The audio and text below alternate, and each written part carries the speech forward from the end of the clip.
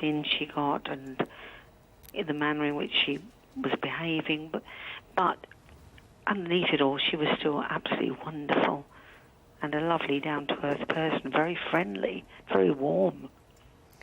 And what do you think her legacy will be musically? I think her albums will still be absolute classics in this world. They will become even more listened to, I think, than originally. And certainly she deserved to be up amongst the greatest singers that there have ever been, I think. And just to clear up one issue, there was speculation that she left your theatre school because there'd been some kind of dispute. Could you just clarify that for us? No, actually what happened was that the headmaster, I think, spoke to her mother and said, look, she's messing about, she won't get her GCSEs, which actually was a lot of codswallop because she was so bright. I think she could have sat her papers without even studying anymore. But the mum got worried and thought that perhaps she ought to concentrate on the academics. So for her last year, from 15 to 16, she went to an all-girls school. And I know Amy told me that she was very unhappy about leaving.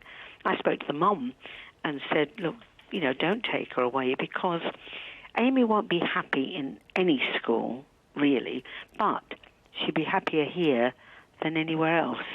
And Amy did tell me that she was desperately upset.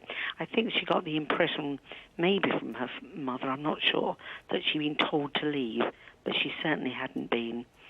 In fact, I did try to persuade the mum not to take her out because I just felt she'd be happier here, than in an all-girl academic school.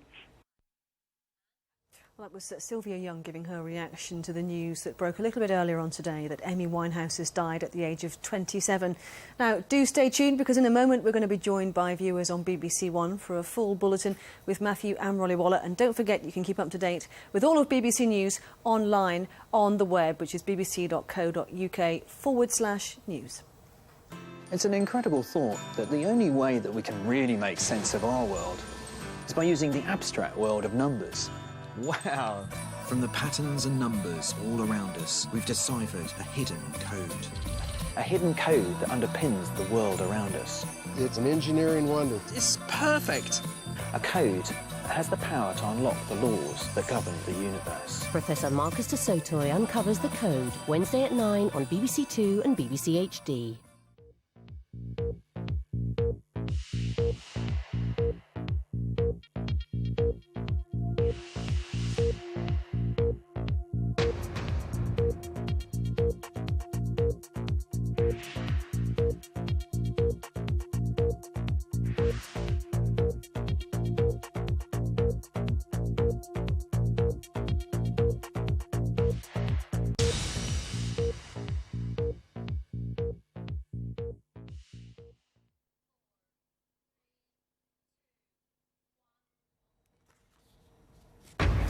The number of dead in the Norway attacks rises to 92.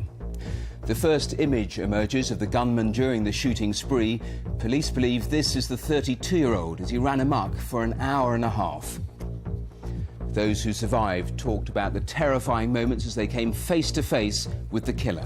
When I saw a bunch of people getting killed, he was closing up and then I jumped into the water with someone else. Norway's royal family lead the tributes as the country is urged not to cave in to fear. We'll have the latest on the police investigation, also tonight. The singer Amy Winehouse is found dead at her flat in North London. And banned for life, FIFA's Mohammed bin Hammam is found guilty of bribery and kicked out of football.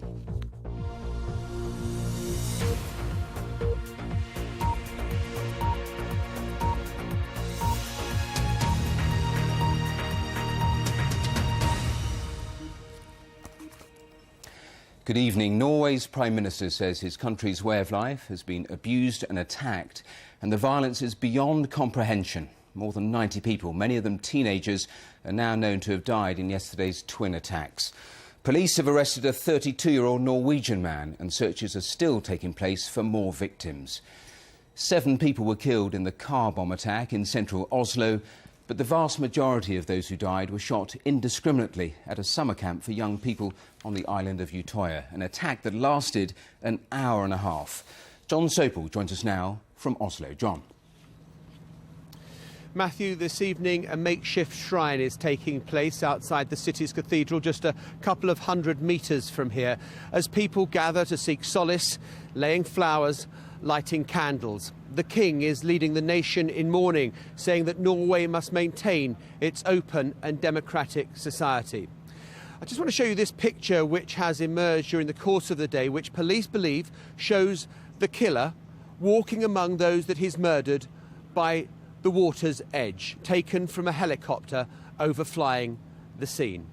Our first report tonight is from our correspondent, Richard Galpin.